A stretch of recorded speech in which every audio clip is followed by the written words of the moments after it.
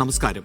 2004-ലെയും 2006-ലെയും 2011-ലെയും മറ്റും തിരഞ്ഞെടുപ്പ് കാലം ഓർക്കുന്നവരുണ്ടോ? രാജ്യത്തെങ്ങുമെന്ന പോലെ കേരളത്തിലും സംഘപരിവാറിന്റെ സ്വാധീനം ശക്തിപ്പെടാതിരിക്കാൻ കേരളത്തിലെ മതേതര മുന്നണികൾ ജാഗ്രത പുലർത്തിയ തിരഞ്ഞെടുപ്പുകളായിരുന്നു അവയെല്ലാം.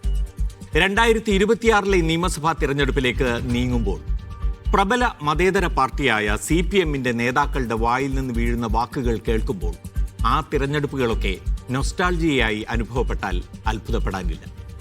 UDF അധികാരത്തിൽ വന്നാൽ ജമാഅത്തെ ഇസ്ലാമിയായിരിക്കും ആഭ്യന്തര വകുപ്പ് കൈകാര്യം ചെയ്യുകയെന്നും അതോടെ കേരളത്തിൽ മാറാടുകൾ ആവർത്തിക്കുമെന്നുമുള്ള മുതിർന്ന CPM നേതാവ് AK ബാലന്റെ പ്രസ്താവന അമ്പരപ്പോടെയാണ് കേരളം കേട്ടത്. സംഘപരിവാറിന്റെ സ്വരമാണ് CPM-ൽ നിന്ന് കേൾക്കുന്നതെന്ന പ്രതിപക്ഷ നേതാവിന്റെ പ്രസ്താവന ഒരു കേവല സത്യം മാത്രമാണ്. രണ്ടാം തവണയാണ് ബാലൻ ഇത് പറയുന്നത്. അതായത് ഇത് ഈ തെരഞ്ഞെടുപ്പിൽ CPM മുന്നോട്ട് വയ്ക്കാൻ പോകുന്ന പ്രചാരണമാണ്. മുസ്ലിം സംഘടനകളുടെ പിന്തുണയോടെ UDF അധികാരത്തിൽ വന്ന് നാടിനെ കലാപഭൂമിയാക്കാൻ പോകുന്നുവെന്ന ഹിന്ദു ഐക്യവേദിയെ പോലും ലജ്ജിപ്പിക്കുന്ന വർഗീയ പ്രസ്താവന. ഇത്തവണ LDF കൺവീനർ TP രാമകൃഷ്ണൻ അദ്ദേഹത്തെ തള്ളിപ്പറഞ്ഞ് രംഗത്ത് വന്നിട്ടുണ്ട്. പക്ഷേ അതുകൊണ്ട് മാത്രം ഈ വാക്കുകളുടെ പ്രത്യാഘാതം ഇല്ലാതാകുമോ? CPM-ന്റെ ബാലചാബല്യത്തോട് കേരളം പ്രതികരിക്കേണ്ടത് എങ്ങനെയാണ്? സ്പെഷ്യൽ എഡിഷൻ പരിശോധിക്കുന്നു. ഇന്നത്തെ ചർച്ചയിൽ നമ്മോടൊപ്പം ചേരുന്നത് CPM-ൽ നിന്ന് KT കുഞ്ഞിക്കണ്ണൻ, കോൺഗ്രസിൽ നിന്ന് നിജേഷ് അരവിന്ദ്, ജമാഅത്തെ ഇസ്ലാമിക്ക് വേണ്ടി വാഹിദ് ചുള്ളിപ്പാറ, രാഷ്ട്രീയ നിരീക്ഷകൻ ദാമോദർ പ്രസാദ് എന്നിവരാണ്. ആദ്യം ശ്രീ നിജേഷ് അരവിന്ദ്, AK ബാലന്റെ പ്രസ്താവന LDF കൺവീനർ TP രാമകൃഷ്ണൻ ഇപ്പോൾ തള്ളിപ്പറഞ്ഞിട്ടുണ്ട്. ഇപ്പോൾ അല്പം മുമ്പ് വന്ന വാർത്തയാണ്. ആ നിലയ്ക്ക് AK ബാലൻ പറഞ്ഞ ഈ പരാമർശം സാധാരണ നിലയിൽ ജമാഅത്തെ ഇസ്ലാമിയെ CPM നേതാക്കൾ എല്ലാവരും ആക്രമിക്കുന്നുണ്ട്. പക്ഷേ ഇത്രത്തോളം കടത്തിയ ഒരു പ്രസ്താവന ബാലനിൽ നിന്നാണ് ഉണ്ടായിരിക്കുന്നത്.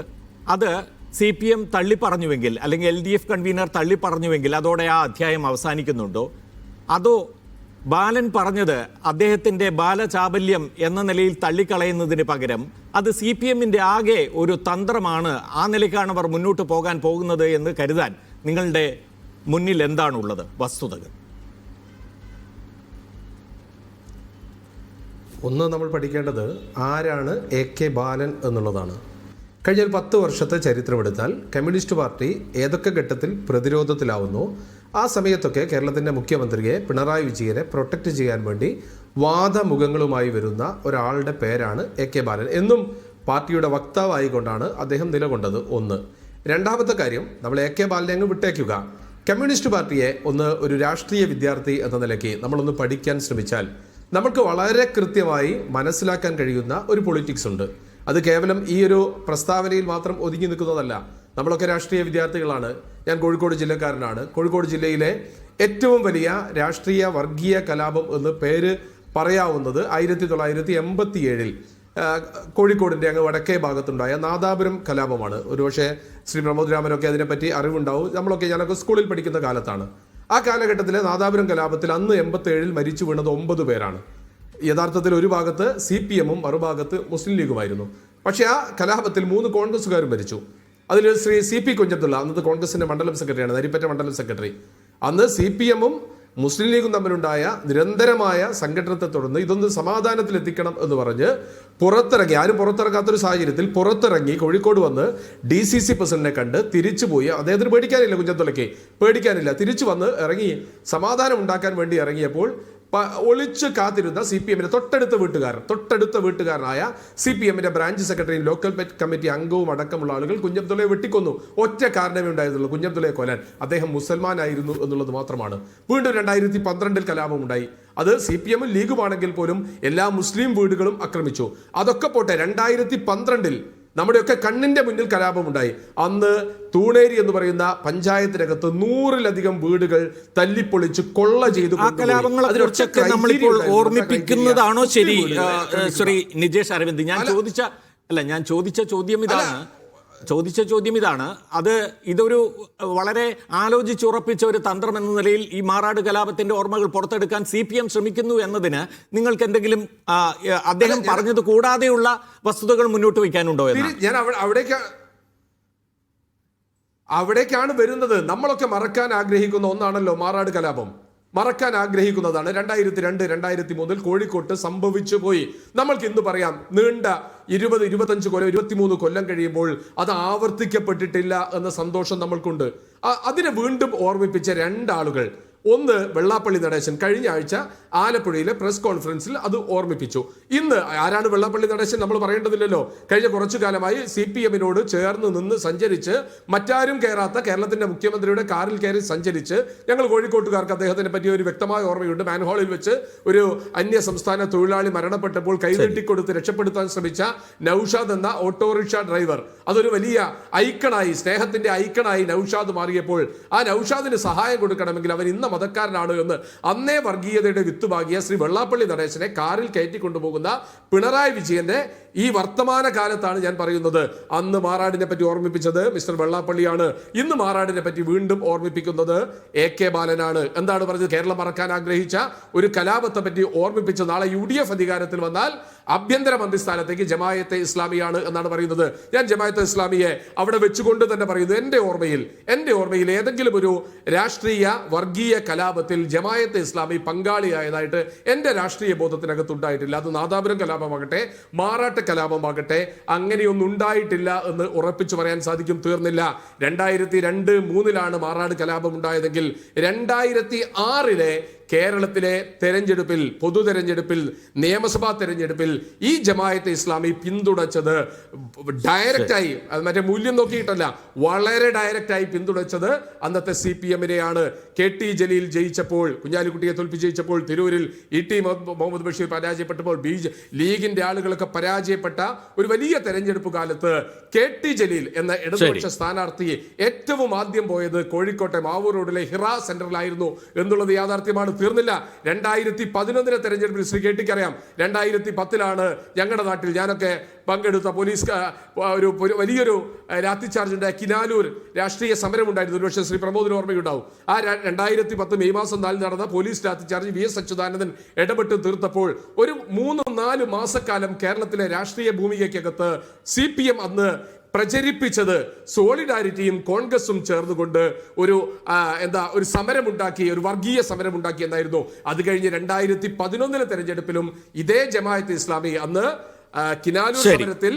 ഞാൻ തിരിച്ചെത്താം. വ്യക്തമാണ് അത്രയും താങ്കൾ പറഞ്ഞത്. അതായത് ഇതിന് ബാലൻ പറയുക, എളമരം കരീമിന് പിന്തുണ കൊടുത്ത താങ്കൾക്ക് ബാക്കിയുള്ള കാര്യങ്ങൾ കൂട്ടിച്ചേർക്കാം. എന്ന് മുതലാണ് വർഗീയ സംഘടനയായത് എന്ന് ശ്രീ KT കുഞ്ഞിക്കണ്ണൻ വ്യക്തമാക്കണം. തീർച്ചയായിട്ടും ഞാൻ മടങ്ങിയെത്താം. ശ്രീ KT കുഞ്ഞിക്കണ്ണൻ, വസ്തുതകളും അല്ലെങ്കിൽ ചരിത്രവും അല്ലെങ്കിൽ ഈ സമീപകാല സംഭവങ്ങളെ എല്ലാം ചേർത്തുകൊണ്ട് കോൺഗ്രസ് ഇന്ന് ഉന്നയിക്കുന്ന ആരോപണമാണ്. പ്രതിപക്ഷ നേതാവ് വളരെ കൃത്യമായി പറഞ്ഞു, ഗുജറാത്തിൽ അഹമ്മദ് പട്ടേൽ മുഖ്യമന്ത്രിയാകുമെന്ന്, പാകിസ്ഥാന്റെ പിന്തുണയോടുകൂടി അഹമ്മദ് പട്ടേൽ മുഖ്യമന്ത്രിയാകുമെന്ന് പ്രചരിപ്പിച്ച നരേന്ദ്രമോദിയുടെ അതേ ഭാഷയാണ് AK ബാലനിൽ കേട്ടത് എന്ന്. അത് അല്ല എന്ന് പറയാൻ നിങ്ങൾക്ക് ന്യായങ്ങളുണ്ട്? ആദ്യമായിട്ട് പ്രമോദ് എനിക്ക് സമയം തരണം, ഇടയിൽ കയറരുത്. ഒന്നാമത്തെ കാര്യം, മിസ്റ്റർ സതീശൻ മനസ്സിലാക്കേണ്ടത് അതേ അഹമ്മദ് പട്ടേലിനെ ആ തെരഞ്ഞെടുപ്പ് ക്യാമ്പയിനിൽ നിന്ന് മാറ്റി നിർത്തിയ സോണിയാഗാന്ധിയും രാഹുൽ ഗാന്ധിയും തന്നെയാണ് ഇപ്പോൾ കോൺഗ്രസിനെ നയിക്കുന്നത് എന്ന കാര്യം പ്രമോദ് ഒരു അവതാരകൻ എന്ന നിലക്ക് ഓർമ്മപ്പെടുത്തണം. മിസ്റ്റർ സതീശൻ താൽക്കാലികമായ സംഘടിതമായ രാഷ്ട്രീയ താല്പര്യങ്ങൾക്ക് വേണ്ടി ഇടതുപക്ഷത്തെ BJP-യുമായിട്ടങ്ങ് സമീകരിച്ച് അവതരിപ്പിക്കുന്ന സമീപനം തുടങ്ങിയിട്ട് കുറേ കാലമായി. ഒരു കാര്യം ഞാൻ ഒരു സംശയത്തിനും ഇടയില്ലാതെ പറയുന്നു, ഇവിടെ എനിക്ക് തോന്നുന്നു ജമാഅത്ത് ഇസ്ലാമിയുടെ പ്രതിനിധിയുണ്ടെന്നാണ്. അത് കഴിഞ്ഞാൽ ബാക്കി നമ്മളെല്ലാം പ്രാസ്ഥാനിക താല്പര്യത്തെയും ജമാഅത്ത് ഇസ്ലാമിയുടെ പ്രത്യയശാസ്ത്ര ലക്ഷ്യത്തെയും എതിർക്കുന്നവരാണ്. പ്രമോദ് രാമൻ ഇന്ത്യ ഒരു മതരാഷ്ട്രമാകണം, മുസ്ലിം രാഷ്ട്രമാകണം, ഹുക്കുമത്തെ ഇലാഹി വരണം എന്ന് ചിന്തിക്കുന്ന ഒരാളല്ല. നമ്മളെല്ലാം തന്നെ മതനിരപേക്ഷ ജനാധിപത്യ രാഷ്ട്രമായി ഇത് നിലനിൽക്കണം എന്നുള്ളതാണ്. അതുകൊണ്ട് തന്നെ ജമാഅത്ത് ഇസ്ലാമിയുടെ പ്രത്യയശാസ്ത്ര ലക്ഷ്യത്തോട് നമുക്കെല്ലാം ശക്തമായ വിമർശനമുണ്ട്. നിജേഷ് അരവിന്ദൻ അതില്ലെങ്കിലും മഹാനായ ജവഹർലാൽ നെഹ്റുവിന് അതുണ്ടായിരുന്നു എന്നുള്ള കാര്യം ചരിത്രം പഠിച്ച് നമുക്കെല്ലാവർക്കും അറിയാം. കോൺഗ്രസ്സിന് അതുണ്ട്. പ്രാസ്ഥാനികമായ ഒരു ഗ്രൂപ്പിൻ്റെ, പ്രത്യേകിച്ച് മതാത്മകമായി പ്രവർത്തിക്കുന്ന ഒരു സംഘടനയുടെ ലക്ഷ്യത്തെ മറന്നുള്ള നിലപാടുകൾ എവിടെ എത്തിക്കും നമ്മുടെ രാജ്യത്തെ എന്നതിൻ്റെ ഏറ്റവും നല്ല ഉദാഹരണമാണ് ശ്രീമതി ഇന്ദിരാഗാന്ധി. ഖാലിസ്ഥാൻ വാദത്തിൻ്റെ ആരംഭകാലത്ത് ഖാലിസ്ഥാൻ സംഘടനകളുമായി ബന്ധപ്പെട്ട് ഒരു തീവ്രവാദവും ആരോപിക്കപ്പെടാത്ത, അവരെവിടെയും ബോംബ് വെക്കാത്ത, അവിടെ എവിടെയും കലാപങ്ങൾ ഉണ്ടാക്കാത്ത ഒരു കാലഘട്ടത്തിലാണ് ഭിന്ദ്രൻവാലയെ ശ്രീമതി ഇന്ദിരാഗാന്ധി ഡൽഹിയിലേക്ക് ഔദ്യോഗികമായി ക്ഷണിച്ചു കൊണ്ടുവന്ന് വിരുന്നു കൊടുത്തത് ഒരു മാധ്യമ പ്രവർത്തകൻ എന്ന നിലക്ക് പ്രമോദ് രാമനെ പോലുള്ള ആളുകൾ ഓർമ്മിക്കുന്നുണ്ടാകുമെന്ന് ശരി, ഓർമ്മിക്കുന്നു. ആ സദസ്സിൽ കുൽദീപ് നയ്യർ മാത്രമാണ്. ശ്രീ കെ ടി കുഞ്ഞിക്കണ്ണൻ, ഈ ചരിത്രം പറയുന്നതിന്റെ ഉദ്ദേശം കോൺഗ്രസിനെ ആ വഴിക്ക് നിങ്ങൾ കൂട്ടിക്കെട്ടാൻ വേണ്ടിയാണെന്നറിയാം. പക്ഷേ ഇവിടെ എൻ്റെ ചോദ്യം മറ്റൊന്നുമല്ല, എ കെ ബാലൻ പറഞ്ഞതിനെ CPM അംഗീകരിക്കുന്നുണ്ടോ ഇല്ലയോ എന്നതാണ്. കേരളത്തിൽ UDF അധികാരത്തിൽ വന്നാൽ ജമാഅത്തെ ഇസ്ലാമി ആഭ്യന്തരം കൈകാര്യം ചെയ്യുമെന്ന അദ്ദേഹത്തിന്റെ പ്രസ്താവന, അങ്ങനെ വന്നാൽ മാറാടുകൾ ആവർത്തിക്കുമെന്ന അദ്ദേഹത്തിന്റെ പ്രസ്താവന, അത് നിങ്ങൾ അംഗീകരിക്കുന്നുണ്ടോ ഇല്ലയോ? ഞാൻ അതിലേക്ക് വരാം. അപ്പൊ കുൽദീപ് നയ്യറോട് അന്ന് ഇന്ദിരാഗാന്ധി ഇതിന് മറുപടി നൽകൂ ശ്രീ. എന്നെ പറയാൻ അനുവദിക്കണം പ്രമോദ് രാമൻ, ഇല്ലെങ്കിൽ ഞാൻ പോവാണ്.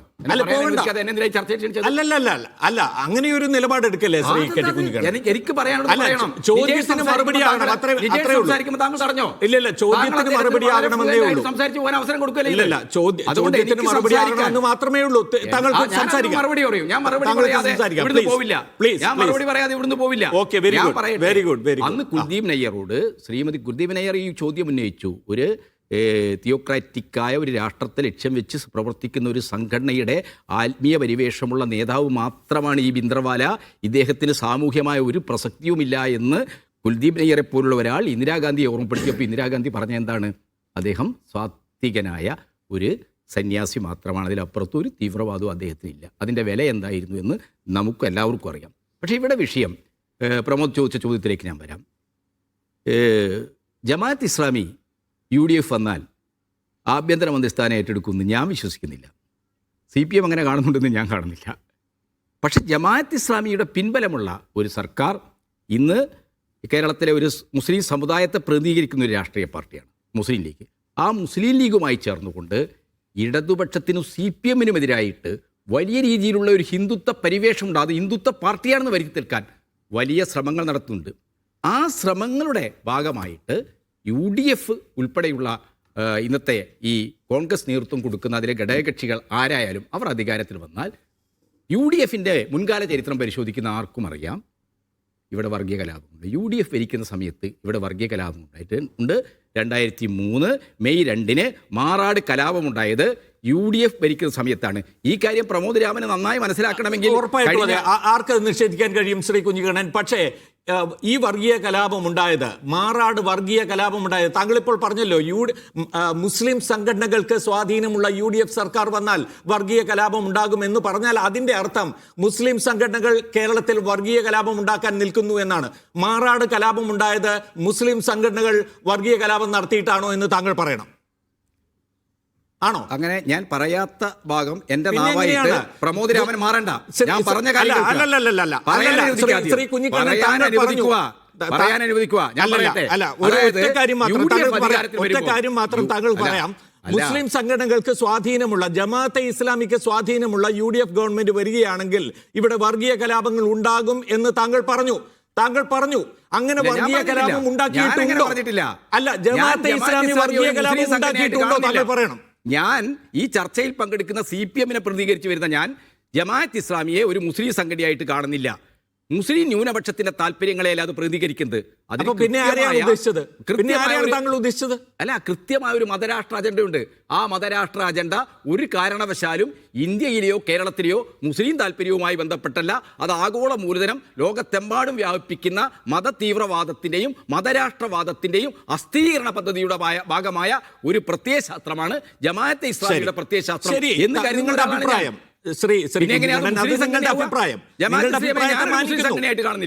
മാനിക്കുന്നു. പക്ഷേ ഞാൻ ചോദിക്കുന്നത്, മുസ്ലിം സംഘടനകൾക്ക് സ്വാധീനമുള്ള ഒരു സർക്കാർ വരാൻ പോകുന്നു കേരളത്തിൽ. ആന്റണി സർക്കാരിന്റെ കാലത്തെ ഇതുപോലെ വർഗീയ കലാപങ്ങൾ ഉണ്ടാകാൻ പോകുന്നു എന്ന് താങ്കളും ആവർത്തിക്കുമ്പോൾ. ഇല്ല, ഞാൻ ആവർത്തിച്ചില്ല പ്രമോദ് രാമൻ. ഞാൻ പറയാത്തത് പറയരുത്. ഞാൻ പറഞ്ഞത് എന്താണ്? ജമാഅത്ത് ഇസ്ലാമിയോ മുസ്ലിം ലീഗോ ഏത് സംഘടനയുള്ള UDF-ന്റെ നേതൃത്വത്തിൽ എന്ന് പറഞ്ഞാൽ കോൺഗ്രസിന്റെ നേതൃത്വത്തിൽ ഒരു ഗവൺമെന്റ് വന്നാൽ ആ ഗവൺമെന്റ് ഹിന്ദു വർഗീയവാദികളെയും മുസ്ലിം വർഗീയവാദികളെയും ഒക്കെ ഒരുപോലെ പ്രീണിപ്പിക്കുന്നതാണ്. ഒരു ഭാഗത്തത് മുസ്ലിം വർഗീയവാദികൾക്ക് അനുകൂലമായ നിലപാട് സ്വീകരിക്കുമ്പോൾ മറുഭാഗത്ത് ഈ രാജ്യത്ത് വർഗീയ ധ്രുവീകരണം ഉണ്ടാക്കുന്ന ഹിന്ദുത്വവാദികൾക്ക് പ്രവീൺ തൊഗാഡിയുടെ കേസ് പിൻവലിച്ചു കൊടുക്കുന്ന സർക്കാരാണത്. അത് നമ്മൾ മനസ്സിലാക്കണം. എന്നിട്ട് ഇവിടെ എ കെ ബാലനെ പോലുള്ള ആൾ, എ കെ ബാലൻ്റെ ചരിത്രം നിജേഷ് എൻ്റെ സുഹൃത്ത് എന്താണ് അങ്ങനെ ചുരുക്കി കാണരുത്. അദ്ദേഹത്തിന് കേരളത്തിൻ്റെ വിദ്യാർത്ഥി നവരാഷ്ട്രീയവുമായി ബന്ധപ്പെട്ട ഒരു ചരിത്രമുണ്ട്. ആ ചരിത്രത്തിലൂടെ വലിയ ത്യാഗപൂർണമായ പ്രവർത്തനത്തിലൂടെ കേരള രാഷ്ട്രീയത്തിലേക്ക് ഉയർന്നു വന്ന ഒരു കമ്മ്യൂണിസ്റ്റ് നേതാവാണ് സഖാവ് AK ബാലൻ. അങ്ങനെ AK ബാലനെ അങ്ങനെ അങ്ങ് കൊച്ചാക്കാനൊന്നും നിങ്ങൾ ശ്രമിക്കണ്ട. കേരള രാഷ്ട്രീയത്തിൽ ഈ കേരളം നേരിട്ട സാമൂഹ്യമായ ഒരുപാട് പ്രതികൂലതകളോട് ഏറ്റുമുട്ടിക്കൊണ്ട് സമരം നടത്തിക്കൊണ്ട് അതിന്റെ അവര് അങ്ങനെ ഒരാൾക്ക് പോലും ഇങ്ങനെ ഒരു അബദ്ധം പറയാൻ കഴിയുന്ന വിധത്തിൽ CPM-ന്റെ രാഷ്ട്രീയം മാറിപ്പോയത് എങ്ങനെയാണ്? CPM-ന്റെ രാഷ്ട്രീയത്തിന്റെ പ്രശ്നമല്ല. ഒരാള് ജമാഅത്ത് ഇസ്ലാമി ആഭ്യന്തര മന്ത്രിയാകുന്നു ഞാൻ ചിന്തി കേരള രാഷ്ട്രീയം മുന്നണിയെ സംബന്ധിക്കുന്ന ഒരാളും ഇസ്ലാമിയാണ് ആഭ്യന്തര മന്ത്രിയാവുമെന്ന് നമ്മൾ കാണുന്നില്ല. താക്കോൽ സ്ഥാനത്ത് എന്ന് തീരുമാനിക്കുന്ന മറ്റാളുകളാ.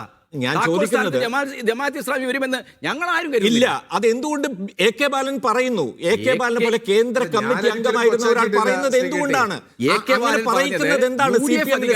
ഈ രാജ്യത്ത് വർഗീയ കലാപം ഉണ്ടാവും, വർഗീയ കലാപങ്ങൾ ഉണ്ടായിട്ട് അതാണ് നമ്മുടെ അനുഭവം. ആ അനുഭവത്തെ ഓർമ്മപ്പെടുത്തുകയാണ് അദ്ദേഹം ചെയ്ത്. ആ അനുഭവം CPM ഇടതുപക്ഷ ജനാധിപത്യ മുന്നണി കേരളം ഭരിക്കുന്ന സമയത്ത് വർഗീയ കലാപങ്ങളുണ്ടോ കേരളത്തിൽ? ഈ നാഷണൽ ക്രൈം ബ്യൂറോയുടെ ഒറ്റ കാര്യം മാത്രം, ഭീമാപള്ളിയിൽ ഉണ്ടായത് എന്താണ്? കലാപമാണോ? എന്താണ് അതിനെ നിങ്ങൾ എങ്ങനെയാണ് വിശേഷിപ്പിക്കുന്നത്? ഭീമാപള്ളിയിലേത് നമ്മളെ നേരത്തെയുള്ള ഒരു കാര്യമാണല്ലോ. അതുമായി ബന്ധപ്പെട്ട ഒരു ചർച്ചയിലേക്ക് ഇപ്പൊ ഞാൻ പോകാൻ കലാപം ഉണ്ടായില്ലെന്ന് താങ്കൾ പറയരുത്. കഴിഞ്ഞ 10 വർഷക്കാലമായി മറുപടി പറയണമെങ്കിൽ. എന്നാൽ കോൺഗ്രസും BJP-യും ഭരിക്കുന്ന സംസ്ഥാനങ്ങൾ എന്താ സ്ഥിതി? കോൺഗ്രസും BJP ഭരിക്കുന്ന സംസ്ഥാനങ്ങളില് പശുവിന്റെ പേരിൽ കലാപമില്ലേ? ഉണ്ട്. ഭക്ഷണത്തിന്റെ പേരിൽ സംഘർഷങ്ങളില്ലേ? ഉണ്ടല്ലോ. ഇല്ലെന്ന് ആര് പറഞ്ഞു? അത് തടയാൻ കഴിയുന്ന രീതിയിലുള്ള ശ്രീ KT കുഞ്ഞിക്കണ്ണൻ, ഇവിടെ കേരളത്തിൽ അക്കാര്യത്തിൽ ഒരു ഇമ്മ്യൂണിറ്റി അവകാശപ്പെടാൻ കഴിയാത്ത വിധത്തിൽ LDF-ന് മേൽ ഭീമാപള്ളിയുടെ കറ നിൽക്കുന്നുണ്ട് എന്നാണ് ഞാൻ പറയുന്നത്. അവിടെ നിൽക്കട്ടെ, ഞാൻ താങ്കളിലേക്ക് മടങ്ങി വരാം. ശ്രീ വാഹിദ് ചുള്ളിപ്പാറ, താങ്കൾക്ക് മറുപടി പറയാം. ജമാഅത്തെ ഇസ്ലാമിയെ സംബന്ധിച്ചിടത്തോളം ജമാഅത്തിനെതിരെ ഇപ്പോൾ ഉയർന്നു വന്നിരിക്കുന്ന ആരോപണങ്ങൾ ധാരാളമായി. ഇന്ന് അമീർ അതിന് വിശദമായ ഒരു വാർത്താ സമ്മേളനത്തിലൂടെ മറുപടി നൽകുകയും ചെയ്തു പല ആരോപണങ്ങൾക്കും. പക്ഷേ ഈ കലാപം സംബന്ധിച്ചോ അല്ലെങ്കിൽ ആഭ്യന്തര വകുപ്പിൽ ഒരു സ്വാധീനം ഉണ്ടാകുന്നത് സംബന്ധിച്ചോ CPM-ൽ നിന്ന് ഇങ്ങനെ ഒരു ആരോപണം ഉയരുന്നത് എന്തുകൊണ്ടാണെന്നാണ് നിങ്ങൾ വിചാരിക്കുന്നത്? ജമാഅത്തെ ഇസ്ലാമിക്ക് അങ്ങനെ എന്തെങ്കിലും പരിപാടിയുണ്ടോ? പ്രമോദ് കേൾക്കുന്നുണ്ടാവുമെന്ന് വിചാരിക്കുന്നു. ശ്രീ പ്രമോദ്, 3 കാര്യങ്ങൾ വളരെ അക്കമിട്ട് പറയാനാണ് ഞാൻ ആഗ്രഹിക്കുന്നത്. നിരന്തരമായിട്ട് CPM-ന്റെ ഭാഗത്തു നിന്ന് വംശീയ അതിക്രമം നേരിട്ടുകൊണ്ടിരിക്കുന്ന ഒരു പ്രസ്ഥാനം എന്ന നിലയിൽ ആ 3 കാര്യങ്ങൾ വ്യക്തമായി പറയാൻ താങ്കൾ എന്നെ അനുവദിക്കണം എന്ന് ആദ്യമേ അപേക്ഷിക്കുകയാണ്. ഒന്നാമത്തെ സംഗതി, ഇവിടെ നിങ്ങൾ സൂചിപ്പിച്ചതുപോലെ മാറാട് നടന്നിട്ടുള്ള സംഘർഷം, അത് നമ്മൾ ആരും ഓർക്കാൻ ഇഷ്ടപ്പെടാത്ത ഒരു സമുദായങ്ങൾ തമ്മിൽ ഉണ്ടായിട്ടുള്ള വളരെ ഖേദകരമായിട്ടുള്ള ഒരു സംഘർഷമാണ്. അതേ സംബന്ധിച്ച് Thomas P. Joseph commission report പ്രകാരം 2002-ലെയും പിന്നീട് നടന്ന 2003-ലെയും സംഘർഷങ്ങളെക്കുറിച്ച് അതിൽ പ്രതി ചേർത്ത ആളുകളുണ്ട്. അത് 398 പേർ പ്രതികളായ കേസിൽ 213 പേർ RSSകാരാണ്, 78 പേർ CPM-കാരാണ്, 86 പേര് ലീഗുകാരും പിന്നെ മറ്റ് 16 പ്രതികൾ വേറെയും സംഘടനകളിൽ കാണാൻ കഴിയുന്നു. ഞാൻ പറയുന്നത് ഈ സംഘടനകൾ നടത്തിയെന്ന അർത്ഥത്തിലല്ല. പക്ഷേ ഇതിലൊന്നും നിങ്ങൾക്ക് കാണാൻ കഴിയാത്ത പേരാണ് ജമാഅത്തെ ഇസ്ലാമി. ജമാഅത്തെ ഇസ്ലാമി സത്യത്തിൽ ആ സംഭവവുമായി ആ സംഘർഷവുമായി ഒരു തരത്തിലുള്ള ബന്ധവും ഉണ്ടായിട്ടില്ല. പിന്നെ ആകെ ഉള്ള ബന്ധം എന്താണ്? അങ്ങനെ സംഘർഷബാധിത പ്രദേശമായ ആ പ്രദേശത്തേക്ക് ഞങ്ങളുടെ മുൻ അമീറായിരുന്ന അന്തരിച്ച മർഹൂം K. സിദ്ദീഖ് ഹസൻ സാഹിബ് ചെല്ലുകയും അവിടെ ആ സംഘർഷാവസ്ഥയിൽ അരയ സമാജത്തിന്റെ നേതാക്കൾ അദ്ദേഹത്തെ ഓഫീസിലേക്ക് വിളിച്ചിരുത്തുകയും ചർച്ച ചെയ്യുകയും ആ സംഘർഷാവസ്ഥ പരിഹരിക്കുന്നതിന് ഞങ്ങളുടെ മുൻ അമീർ മുൻകൈയെടുക്കുകയും ചെയ്തു. അതേക്കുറിച്ച് ബഹുമാന്യനായിട്ടുള്ള ശ്രീ AK ആന്റണിയൊക്കെ സിദ്ദീഖ് ഹസൻ സാഹിബിനെ അനുസ്മരിച്ചപ്പോൾ പറഞ്ഞിട്ടുണ്ട്, അന്നത്തെ സംഘർഷാവസ്ഥ ലഘൂകരിക്കുന്നതിന് വേണ്ടി ജമാഅത്തെ ഇസ്ലാമി ഇടപെടുകയും സാമുദായിക സൗഹാർദ്ദത്തിന് വേണ്ടി നിലകൊള്ളുകയും ചെയ്തു എന്ന്. അതുകൊണ്ട് തന്നെ CPIM ഇപ്പോൾ പറയുന്നത് പച്ചക്കള്ളമാണ്. CPM ബാലൻ ശ്രീ സഖാവ് ബാലൻ പറഞ്ഞുകൊണ്ടിരിക്കുന്നത് ജമാഅത്തെ ഇസ്ലാമിക്ക് അല്ലെങ്കിൽ മുസ്ലിങ്ങളൊക്കെയാണ് ആ മാറാട് സംഘർഷത്തിന്റെ ഉത്തരവാദിത്വം എന്ന രീതിയിലാണ് ഇവരിപ്പോൾ പ്രചരിപ്പിച്ചുകൊണ്ടിരിക്കുന്നത്. ഇവരെന്തിനാണത് പ്രചരിപ്പിക്കുന്നത്? അത് വളരെ വ്യക്തമാണ്. ഇപ്പോൾ നേരത്തെ ശ്രീ പ്രമോദ് തന്നെ പറയുകയുണ്ടായി LDF കൺവീനർ അതിനെ തള്ളിപ്പറഞ്ഞല്ലോ എന്ന്. അതിപ്പോഴാണ് തള്ളിപ്പറഞ്ഞത്. നേരത്തെ തന്നെ സഖാവ് ബാലൻ ജമാഅത്തെ ഇസ്ലാമി ആഭ്യന്തര മന്ത്രിയാകുമെന്ന രീതിയിൽ പരാമർശം നടത്തിയപ്പോൾ അന്ന് ഇവർ തള്ളിപ്പറഞ്ഞിട്ടില്ല. അന്ന് തദ്ദേശ സ്ഥാപനങ്ങളിലേക്കുള്ള തെരഞ്ഞെടുപ്പിൽ അത് ഗുണം ചെയ്യുകയാണെങ്കിൽ ഗുണം ചെയ്യട്ടെ എന്ന സമീപനമാണ് ഇവരെടുത്തത് എന്ന് കാണാൻ കഴിയും. ഇത് വളരെ കൃത്യമായി CPM പുലർത്തിക്കൊണ്ടിരിക്കുന്ന ഒരു ഹിന്ദു മെജോറിറ്റേറിയൻ പൊളിറ്റിക്സിന്റെ, ഹിന്ദുത്വ പൊളിറ്റിക്സിന്റെ ലൈനാണ് എന്ന് കാണാൻ കഴിയും. നിങ്ങൾ ആലോചിച്ച് നോക്കൂ, ഞാൻ പറഞ്ഞു തരേണ്ടതില്ലാത്ത വിധം നിങ്ങൾക്കറിയാം. നിരന്തരമായി RSSും BJPയും നടത്തിക്കൊണ്ടിരിക്കുന്ന പ്രചാരണങ്ങൾ എന്താണ്?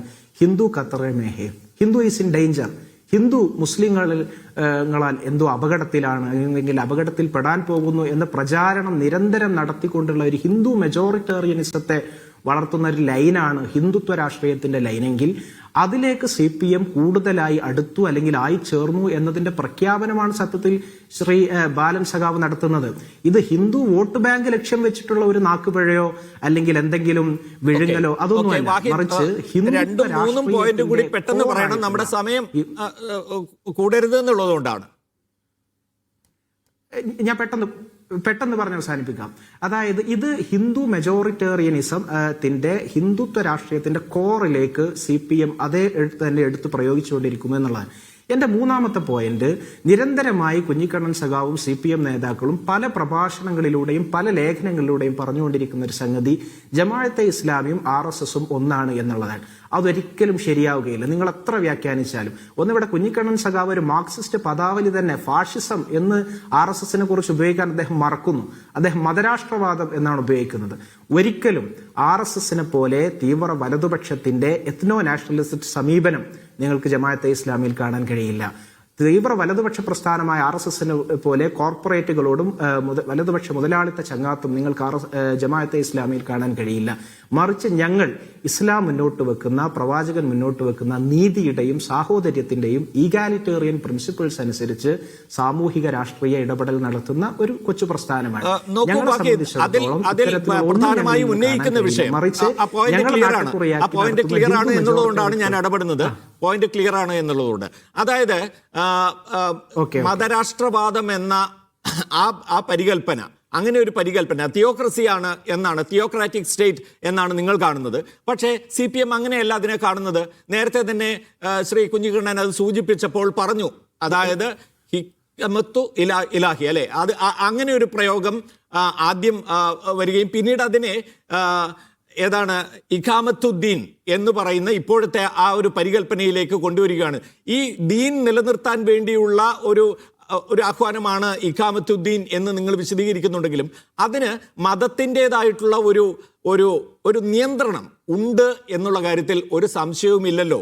ആ മതത്തിന്റെ നിയന്ത്രണം നിങ്ങളുടെ സംഘടനയുടെ ഒരു ആത്മാവായി നിലനിൽക്കുന്നിടത്തോളം കാലം ഈ ആരോപണം നിലനിൽക്കില്ലേ? അല്ല, ഒരിക്കലല്ല. ഒന്ന്, അതിൽ ഏറ്റവും മൗലികമായ പ്രശ്നം, ഇത് ഞങ്ങൾ ഒരുപാട് കാലമായിട്ട് CPMനോട് മറുപടി പറഞ്ഞതാണ്. അത് വീണ്ടും മറുപടി പറയുക എന്നത് അവരുടെ ഒരു പിന്നെന്താ പറയുക, ഒരു ക്യാമ്പയിനിലേക്ക് നിന്നു കൊടുക്കുകയോ എന്നുള്ള ഒരു ജാഗ്രതയോടുകൂടി തന്നെ ചില കാര്യങ്ങൾ ഞാൻ പറയാം. ഒന്ന്, ഞങ്ങൾ ഒരിക്കലും ഒരു തിയോക്രാറ്റിക് സ്റ്റേറ്റിന്റെ വക്താക്കളല്ല. സാക്ഷാൽ ഞങ്ങളുടെ സ്ഥാപകനായിട്ടുള്ള മൗദൂദി പോലും പറഞ്ഞ തിയോ ഡെമോക്രസി എന്നുള്ളതാണ്. ജനാധിപത്യപരമായി സമുദായങ്ങൾക്ക്, വ്യക്തികൾക്ക് അവരുടെ അന്തസ് ഉയർത്തിപ്പിടിക്കാവുന്ന ഒരു സാമൂഹികവും പിന്നെ സൗഹൃദപരമായ ഒരു ഇടം എന്ന് ഞങ്ങൾ അതുകൊണ്ട് ഉദ്ദേശിക്കുന്നുള്ളൂ. ഒരിക്കലും അത് മതം എന്ന് പറയുന്ന യൂറോപ്യൻ സങ്കല്പപ്രകാരമുള്ള ഒരു പുരോഹിത വർഗം നിയന്ത്രിക്കുന്ന, നിർണയിക്കുന്ന ഒരു മതസങ്കല്പമായി ഞങ്ങൾ മതത്തെ കണ്ടിട്ടില്ല. അതുകൊണ്ട് മതം എന്ന സങ്കല്പത്തിനെതിരെ പോലും ഞങ്ങൾ സംസാരിച്ചിട്ടുള്ളതാണ്. ഞങ്ങളെ സംബന്ധിച്ചിടത്തോളം ഇസ്ലാം മുന്നോട്ട് വെക്കുന്ന ജസ്റ്റിസ്, അതുപോലെ തന്നെ ഫ്രറ്റേണിറ്റി, അതുപോലെ തന്നെ സോളിഡാരിറ്റി, ഇത്തരത്തിലുള്ള മൂല്യങ്ങൾ ഉയർത്തിപ്പിടിക്കുന്ന ഒരു സാമൂഹികമായിട്ടുള്ള, രാഷ്ട്രീയമായിട്ടുള്ള, എല്ലാവർക്കും അവരുടെ കർത്തൃത്വം ഉയർത്തിപ്പിടിക്കാവുന്ന ഒരു ഇടം എന്നാണ് ഞങ്ങൾ അതിനെ വിശദീകരിക്കുന്നത്. നേരെ മറിച്ച് ഞങ്ങളുടേതൊരു അടഞ്ഞ മതരാഷ്ട്രവാദമാണെന്നും ഒരു ഭീകരതയാണെന്നും സെപ്റ്റംബർ 11 അനന്തരമുള്ള ആഗോള രാഷ്ട്രീയത്തിൽ അമേരിക്ക മുന്നോട്ട് വെക്കുന്ന ഒരു ഭീകരതാ രാഷ്ട്രീയമുണ്ട്. ഭീകരതയാണ് ഇസ്ലാം എന്നാൽ, അല്ലെങ്കിൽ ഇസ്ലാമിൽ നിന്നുള്ള സാമൂഹ്യ വിഭാവനകൾ ഭീകരതയാണ്. അതേ സാമ്രാജ്യത്തെ ആഖ്യാനം ഏറ്റെടുക്കുകയാണ് ഇവിടെ സഖാവ് കുഞ്ഞിക്കണ്ണൻ ചെയ്യുന്നത്. കേരളത്തിലെ CPMനെ കുറിച്ച് ഒരു മിനിറ്റ് ഇതുകൂടി ഒന്ന് പറഞ്ഞ് ഞാൻ അവസാനിപ്പിക്കാം. വളരെ പെട്ടെന്ന് അതുകൂടി പറഞ്ഞോളൂ. CPM ഇവിടെ ചെയ്യുന്നത് ഗ്ലോബൽ ലെഫ്റ്റ് തന്നെ ഇന്ന് മുസ്ലിം രാഷ്ട്രീയത്തെയും സൊഹ്റാൻ മംദാനിയെ പോലെയുള്ള നീതിയുടെ പക്ഷത്തിലുള്ള സാമ്രാജ്യത്വ വിരുദ്ധമായിട്ടുള്ള ചേരി ഒരുമിപ്പിക്കുമ്പോൾ കേരളത്തിലെ CPM ഇവിടെ ചെയ്യുന്നത് എന്താണ്? ഹിന്ദു മെജോറിറ്റേറിയറ്റ് ലൈനിൽ പോകാൻ. ഇവിടെ കുഞ്ഞിക്കണ്ണൻ പറഞ്ഞു ഞാനല്ലാത്ത എല്ലാവരും ഒരു ചേരിയാണെന്ന്. പ്രിയപ്പെട്ട കുഞ്ഞിക്കണ്ണൻ സഖാവ്, തമിഴ്നാട്ടിലും അതുപോലെ തന്നെ രാജസ്ഥാനിലും കേരളം വിട്ടാൽ നമ്മളൊക്കെ ഒരു ചേരി തന്നെയാണ് എന്ന് താങ്കൾ മനസ്സിലാക്കേണ്ടതാണ്. കേരളമല്ല അവർ കാണുന്നത് എന്ന്, ഇടതുപക്ഷത്തോടൊപ്പം നിന്നുകൊണ്ടുള്ള ഒരു കേരളം തന്നെയാണ് എന്നാണ് ശ്രീ ദാമോദർ പ്രസാദ്. തീർച്ചയായിട്ടും ഓക്കെ, ഈ പറയുന്ന ഒരു ആരോപണവും അല്ലെങ്കിൽ ഒരു പക്ഷേ ജമാഅത്തെ ഇസ്ലാമി സംബന്ധിച്ച് ഉണ്ടാക്കാൻ പോകുന്ന ഒരു ഭീതിയും ഒക്കെ ഏത് തരത്തിലാണ് കേരളം കാണേണ്ടത്? പ്രത്യേകിച്ച് CPM പോലെ ഒരു യഥാർത്ഥ ഇടതുപക്ഷ പാർട്ടി എന്ന് നമ്മൾ ആഗ്രഹിക്കുന്ന CPM നിന്ന് ഇത്തരം വാചകങ്ങൾ വരുമ്പോൾ സംഘപരിവാറിന് പ്രസക്തി ഇല്ലാതായി പോകുന്നു എന്ന നിലയിൽ നിരീക്ഷിക്കുന്നവരുണ്ട്. പ്രമോദ്, എൻ്റെ ഒരു തോന്നൽ അനുസരിച്ച് ജമാഅത്ത് ഇസ്ലാമിയുടെ പ്രത്യയശാസ്ത്ര അടിത്തറ ചർച്ച ചെയ്യുന്ന ഒരു രാഷ്ട്രീയ കാലാവസ്ഥ കേരളത്തിലുണ്ടെന്ന് എനിക്ക് തോന്നുന്നില്ല. ജമാഅത്ത് ഇസ്ലാമിയുടെ രാഷ്ട്രീയ പ്രത്യയശാസ്ത്രം ചർച്ച ചെയ്യുന്ന ഒരു സാഹചര്യവും ഇന്ത്യൻ രാഷ്ട്രീയത്തിലില്ല. ജമാഅത്ത് ഇസ്ലാമി കേരളത്തിൽ ഒരു സംഘടന, പ്രധാനപ്പെട്ട സംഘടനയായിരിക്കാം, പക്ഷേ മുസ്ലിം സംഘടന ഒരു സംഘടന. ആ മുസ്ലിം സംഘടനകൾ തന്നെ വ്യത്യസ്ത രാഷ്ട്രീയ പ്രതിദാനം ചെയ്ത മുസ്ലിം സംഘടന. അവിടെ ജമാഅത്ത് ഇസ്ലാമിയുടെ രാഷ്ട്രീയ പ്രത്യയശാസ്ത്രം ഒരു പ്രത്യേകമായി ചർച്ച ചെയ്യേണ്ട സാഹചര്യം എൻ്റെ അനുഭവത്തിൽ കേരള രാഷ്ട്രീയത്തിൽ, ഇന്ത്യൻ രാഷ്ട്രീയത്തിലില്ല. കാരണം വർത്തമാന ഇന്ത്യൻ രാഷ്ട്രീയത്തിൽ നമ്മൾ അടക്കി ഭരിക്കുന്ന, നമ്മളെ നിർണ്ണയിക്കുന്ന നമ്മുടെ രാഷ്ട്രത്തെയും നമ്മുടെ സമുദായത്തെയും സമൂഹത്തെയും നമ്മുടെ ജീവിതത്തെയും എല്ലാം നിർണ്ണയിക്കുന്ന പ്രത്യയശാസ്ത്രം എന്ന് വിളിക്കുന്ന ഹിന്ദുത്വൻ്റെ പ്രത്യയശാസ്ത്രമാണ്. ആ ഹിന്ദുവിൻ്റെ പ്രത്യയശാസ്ത്രം അടിസ്ഥാനപ്പെടുത്തിയുള്ള ഒരു ഭരണാധികാര ക്രമമാണ് ഇന്ത്യയിൽ നിലനിൽക്കുന്നത്. ആ ഭരണാധികാര ക്രമം നിലനിൽക്കുന്ന കാലഘട്ടത്തിലാണ്, അതിന് വ്യത്യസ്തമായിട്ട് എന്ത് ഫെഡറൽ തത്വങ്ങളില്ല നമുക്കറിയാം. ഫെഡറൽ ആ കാലത്താണ് കേരളത്തെക്കുറിച്ച് നമ്മൾ രാഷ്ട്രീയം ചർച്ച ചെയ്യുന്നത്. ആ രാഷ്ട്രീയം തീർച്ചയായിട്ടും ആ ഒരു സാമൂഹിക ഘടനയ്ക്കകത്ത് മാത്രമേ നമുക്ക് വിലയിരുത്താൻ പറ്റുള്ളൂ. ആ വിലയിരുത്തലിനകത്ത് നമ്മൾ നോക്കുകയാണെങ്കിൽ വർദ്ധിതമായ തോതിൽ, അത് ജമാഅത്ത് ഇസ്ലാമിയോ സുന്നി സംഘടനകളോ ഒന്നും നടത്തില്ല, വർദ്ധിതമായ തോതിൽ കേരളത്തിൽ ഒരു മുസ്ലിം വിരുദ്ധത കേരളത്തിൽ കഴിഞ്ഞ കുറച്ചു കാലമായിട്ട് വ്യാപകമായി പടർന്നിട്ടുണ്ട്. ആ വ്യാപകമായി പടർന്ന് കഴിഞ്ഞ കുറച്ചു കാലത്ത് ഏറ്റവും രൂക്ഷമായത് നിങ്ങൾക്ക് എല്ലാവർക്കും അറിയാവുന്ന പോലെ SNDPയുടെ ശ്രീനാരായണ പ്രസ്ഥാനത്തിന് മഹത്തായ ദീർഘചരിത്രമുള്ള, ഞാനൊന്നും പറയേണ്ട ആവശ്യമില്ല, നവോത്ഥാന പ്രസ്ഥാന തലപ്പത്തിരുന്ന ശ്രീ വെള്ളാപ്പള്ളി നടേശൻ നിരന്തരമായിട്ട് നടത്തിക്കൊണ്ടിരിക്കുന്ന പ്രചരണം. ഈ പ്രചരണമാണ്. ഇതിനൊപ്പം തന്നെ എന്നാൽ ഇതിന് താളത്തിന് തുള്ളിക്കൊണ്ട് കേരളത്തിലെ മാർക്സ് നേതാക്കൾ ഒരു വശത്ത് ഞങ്ങൾ ആ ഭാഗത്ത് അംഗീകരിക്കില്ല, എന്നാൽ ഞങ്ങൾ ഇങ്ങനെ മഹാനാന്ന് പറയുന്ന വൈരുദ്ധ്യാത്മകതയെ വളരെ തെറ്റായിട്ട് ഇരട്ടത്താപ്പെന്ന് തെറ്റിദ്ധരിക്കുന്ന ഒരു പറ്റം മാർക്സ് നേതാക്കളും, ആ മാർക്സ് നേതാക്കളുടെ ഭാഗമായിട്ട് KT പറഞ്ഞത് ഞാൻ അംഗീകരിക്കുന്നു, AK ബാലന് ദീർഘമായ ചരിത്രം. പക്ഷേ കഴിഞ്ഞ കുറച്ചു കാലത്ത് അദ്ദേഹം പ്രവർത്തിക്കുന്നത് CPM വേണ്ടിയാണോ അതോ CPM എതിരെയാണോ എന്ന കാര്യത്തിൽ എനിക്ക് സംശയമുണ്ട്. കാരണം അദ്ദേഹം പറയുന്നതൊക്കെ തന്നെ ഒരു തരത്തിൽ പറയുകയാണെങ്കിൽ CPM ദോഷമായി വരികയും വൈകുന്നേരം ആകുമ്പോഴേക്കും CPM നേതാക്കൾക്കും തിരുത്തേണ്ട സ്ഥിതി ഉണ്ടാവുന്നത്. മാത്രം അദ്ദേഹത്തിന് ഈ CPM ഇതനുസരിച്ച് പറയാൻ ഉത്തരവാദിത്തപ്പെട്ട ആൾക്കാരുടെ കക്ഷിക്ക് ഇപ്പോൾ അത്ര ഉത്തരവാദിത്തങ്ങൾ ഉണ്ടെന്നിരിക്കുന്നില്ല. ആരാണ് അദ്ദേഹത്തിന് ഇങ്ങനെ ഉത്തരവാദിത്തം ലഭിച്ചിരിക്കുന്ന ദിവസം പ്രതി പറയാം. പക്ഷേ അങ്ങനെ നോക്കുകയാണെങ്കിൽ ഇന്ന് പറഞ്ഞ കാര്യം എന്താണ്?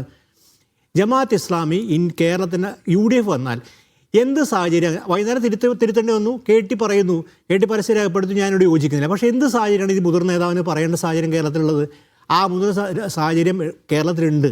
ആ കേരളത്തിലെ സാഹചര്യം എന്ന് പറഞ്ഞാൽ തെരഞ്ഞെടുപ്പിലേക്ക് കേരളം അടുത്തുകൊണ്ടിരിക്കുകയാണ്.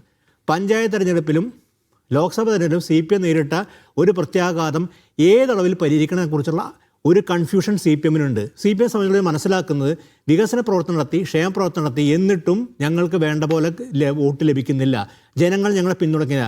ലോക്സഭയിൽ പാലസ്തീൻ ഇഷ്യൂ ഒക്കെ വളരെ ഗൗരവം ഉന്നയിച്ചു. ദീപിക പത്രത്തിൽ മണിപ്പൂരിൻ്റെ വാർത്തയും കൊടുത്തു, സുപ്രഭാതത്തിൽ പാലസ്തീൻ വിഷയം കൊടുത്തുകൊണ്ട് പഴയ ഹരികൃഷ്ണൻസിൻ്റെ മാതൃകയിൽ 2 തരം പരസ്യ പ്രസ്ഥാനമൊക്കെ CPM വളരെ കൃത്യമായിട്ട് ആ സമയത്ത് ഒരു പ്രോ മുസ്ലിം, അതേ പ്രോ പാലസ്തീൻ വിഷയം പ്രോ മുസ്ലിം എന്ന വിഷയം കാണേണ്ട ആവശ്യമില്ല. പ്രോ പാലസ്തീൻ സർവ്വദേശീയ പ്രശ്നമാണ്, അതൊരു മുസ്ലിം പ്രശ്നമായിട്ട് സവിശേഷമായിട്ട് കാണേണ്ട ഒരു ആവശ്യമില്ല. അപ്പോൾ ആ നിലയിൽ ഉന്നയും. പിന്നീട് ആ ഇലക്ഷനിൽ പ്രത്യേകത ഉണ്ടായ തുടർന്ന് ആദ്യമായി വെടിപൊട്ടിച്ചത് ഈ ശ്രീ വെള്ളാപ്പള്ളിയാണ്. ഇഴവ വോട്ട് പോവുകയും പറയുകയും ചെയ്യുന്നത് CPM ആകെ പരിഭ്രാന്തിയാവുകയും പിന്നീട് അതൊക്കെ ഉപേക്ഷിച്ചുകൊണ്ട് അയ്യപ്പ കോൺക്ലേവ്, മറ്റ് ഹിന്ദു ധ്രുവീകരണത്തിൻ്റെ ഒരു രാഷ്ട്രീയത്തിലേക്ക് മെല്ലെ പതുക്കെ ചുവടുവെച്ചു. ആ സമയത്ത് അതിനെ രൂക്ഷമാക്കിക്കൊണ്ട് മലപ്പുറത്ത് വെച്ച് മുഖ്യമന്ത്രിക്ക് ഇതുപോലെ അപകടകരമായ സ്റ്റേറ്റ്മെൻറ്റ് മുഖ്യമന്ത്രി നടത്തി. പിന്നെ ഞാൻ പറഞ്ഞതിനെ തിരിച്ചറിഞ്ഞ് ഇപ്പോഴും അത് എന്താ ഹിന്ദു എന്നത് അഭിപ്രായം ആരാന്നതിനെ കുറിച്ച് ഇപ്പോഴും ദുരൂഹം നിൽക്കുന്നുണ്ട്. ഇങ്ങനെ കേരളത്തിൽ വ്യാപകമായൊരു മുസ്ലിം വിരുദ്ധ പ്രചരിപ്പിക്കുന്ന സാഹചര്യം എന്താണ് ഇന്ത്യയിൽ നിൽക്കുന്ന സാഹചര്യം? അതുകൊണ്ട് ജമാഅത്ത് ഇസ്ലാമിയുടെ പ്രത്യയശാസ്ത്രമല്ല പ്രശ്നം. ഇവിടെ ജമാഅത്ത് ഇസ്ലാമി സുന്നി അവിടെ ഒരു കാര്യം ദാമോദർ, മുസ്ലിം വിരുദ്ധത എന്ന നിലയ്ക്ക് അവരതിനെ കാണുന്നില്ല. അതാണ് ബേസിക്കലി അങ്ങനെ കാണുന്നില്ല. ഈ സംഘടനകൾക്കെതിരെ മേ ബി ജമാഅത്തെ ഇസ്ലാമിക്കെതിരെ തന്നെ എന്ന് വിചാരിച്ചോളൂ. ജമാഅത്തിനെതിരാണ് ഞങ്ങൾ, അതിനെ എതിർക്കും. പക്ഷേ മുസ്ലിങ്ങളെ അല്ല എതിർക്കുന്നത് എന്നൊരു സബ് ടെക്സ്റ്റ് അതിനുണ്ടല്ലോ. അതേപോലെ ഞാൻ പലപ്പോഴും കൈരളി ചാനൽ CPM ചാനലല്ല, എന്നാൽ CPMന്റെ വാർത്ത വിടുന്ന ചാനലെന്നൊക്കെ പറഞ്ഞ പോലെ വൈരുദ്ധ്യാത്മക തന്നെ ഇതിൻ്റെ അകത്തുള്ളൂ. പ്രധാനപ്പെട്ട കാര്യം ഇതിൻ്റെ അകത്ത് കാണുന്ന കാര്യം വെള്ളാപ്പള്ളി നടേശൻ അവകാശപ്പെടുന്നതാണ്. ഞാൻ മുസ്ലിം ലീഗിനെതിരെയും ജമാഅത്ത് ഇസ്ലാമിക്കെതിരെയും രാഷ്ട്രീയ വിമർശനം നടത്തുന്നത്. ജമാഅത്ത് ഇസ്ലാമിയെ ബന്ധപ്പെട്ട് രാഷ്ട്രീയ വിമർശനമോ അല്ലെങ്കിൽ ജമാഅത്ത് ഇസ്ലാമിയുടെ തിയോളജിയെ ബന്ധപ്പെട്ട് മുസ്ലിം സംഘടനകൾക്കകത്ത് ജമാഅത്ത് ഇസ്ലാമി സുന്നി സംഘടന തിയോളജിക്കൽ ഡിബേറ്റുകളൊക്കെ നടക്കുന്നുണ്ട്. ആ ഡിബേറ്റാണ് ഞാൻ പറയുന്നത്. ഈ വെള്ളാപ്പള്ളിക്കും AK ബാലനും തിയോളജിക്കൽ ഡിബേറ്റിനെ കുറിച്ച് ഏഴല്ലേ എന്ത് വല്ല ധാരണയുണ്ടോ? ഒരു ചുക്കും അവർക്ക് അറിയില്ല അതിനെക്കുറിച്ച്. അത്തരം തിയോളജിക്കൽ ഡിബേറ്റൊക്കെ നടക്കുന്നുണ്ട്. ആ ഡിബേറ്റിനെ കുറിച്ചൊന്നും പരാമർശിക്കുന്നത്. ആ ഡിബേറ്റുകൾ ആ സമുദായത്തിനകത്ത് നടക്കുന്നത് അത് ആരോഗ്യകരം നടക്കുന്നുണ്ട്. അതിനെക്കുറിച്ച് എനിക്ക് വലിയ ധാരണയില്ല. കാരണം ഞാൻ ആ തിയോളജിയെക്കുറിച്ച് വലിയ ധാരണയുള്ള ആളല്ല. ഇവിടെ പ്രധാനപ്പെട്ട കാര്യം എന്തുകൊണ്ട് ഇങ്ങനെ പറയുന്നു ചോദിച്ചാൽ ആ പറയുന്നതിന് ഉത്തരം ജമാഅത്ത് ഇസ്ലാമിയെ സൂചിപ്പിച്ചുകൊണ്ട് UDFൻ്റെ അകത്ത് എന്നാൽ ഒരു കാര്യം നമ്മുടെ AK ബാലൻ പറയായിരുന്നു. നേരത്തെ KT ഭംഗീന്ദ്രനെ സൂചിപ്പിച്ചു. താക്കോൽ സ്ഥാനം വേണമെന്നൊരു സാമുദായിക സംഘടന കേരളത്തിൽ പറഞ്ഞു. സാമുദായിക സംഘടന നമ്മൾ ഉദ്ദേശിക്കുന്ന ആൾ മാന്യമായി പറയുകയാണെങ്കിൽ സാമൂഹിക സംഘടന, യഥാർത്ഥ ജാതി സംഘടന, ഒരു ജാതി സംഘടന ആവശ്യപ്പെട്ടു. എന്നാൽ AK ബാലന് പറയുന്നത് UDF വന്നാൽ ജാതി സംഘടനകളും NSSഉം സുകുമാരൻ നായരും വെള്ളാപ്പള്ളിയും ജമാഅത്ത് ഇസ്ലാമിയും സുന്നി സംഘടനകൾ ഇപ്പോൾ കാന്തപുരം ഒക്കെ തന്നെ അങ്ങനെയല്ലോ പറഞ്ഞത്. അപ്പൊ പിണക്കെ അതെ ഞങ്ങൾ ഈ സാമുദായിക മതസംഘടനകൾക്ക് അതീതമായിട്ട് അങ്ങനെയൊന്നുമല്ല പറഞ്ഞത്. അത് പറയാനുള്ള ആർജവും സത്യം നമ്മൾ നോക്കുകയാണെങ്കിൽ എല്ലാവരും പറഞ്ഞോട്ടെ CPM നേതാക്കൾക്കില്ല. SNDPയും NSSനും കുറിച്ചും അങ്ങനെ മുഖത്തോക്കി പറയാനുള്ള ആർജവും പണ്ടുണ്ടായിരുന്നു. ഇപ്പം എന്തായാലും ഇല്ല. കേട്ടിട്ടുണ്ടാവും ചിലപ്പോൾ, ഒരു പക്ഷേ മലബാറിൽ പ്രവർത്തിക്കുന്ന നേതാവൊക്കെ ഉണ്ടായിരിക്കും. പക്ഷേ അങ്ങോട്ട് പോയി കഴിഞ്ഞാൽ കാരണം കേരളത്തിൽ നമുക്ക് അനുഭവമുണ്ട്. ഇവരുടെ മന്ത്രിയല്ലേ അവരെ വീട് വിടാൻ അവർ അരമനകളും ഈ പറഞ്ഞ സ്ഥലത്തും കയറുന്നത്. അതുപോലെ കേരളത്തിൽ ഒരു വളരെ നെഗറ്റീവായിട്ടുള്ള നാർക്കോട്ടിക് ജിഹാദ് എന്ന് പറഞ്ഞ സമയത്ത് ആരാണ് അരമനയിലേക്ക് പോയത്? ഒരു കോട്ടയത്തിലെ മന്ത്രിയല്ലേ. അപ്പോൾ ഇതുപോലെ കേരളത്തിൽ ഇത്തരം ഈ പ്രചാരം വ്യാപകമായി നടക്കുന്നുണ്ട്.